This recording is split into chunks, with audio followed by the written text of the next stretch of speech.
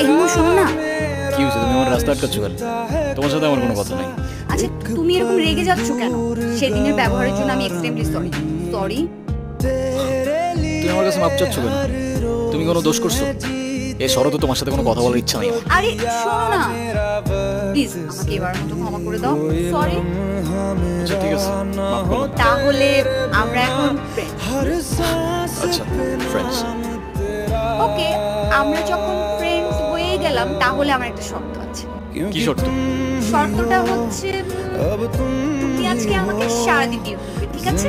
তোমার এই ঘুরতে আমার কোনো প্রবলেম নেই, কিন্তু আমার একটা শর্ত আছে। তোমার শর্ত? ওকে, বলো কি শর্ত? আমরা ঘুরবো ঠিক আছে, কিন্তু সেটা পায়ে হেঁটে, কারণ পায়ে হেঁটে ঘোরার মতো মজা আর অন্য কিছুতে নেই।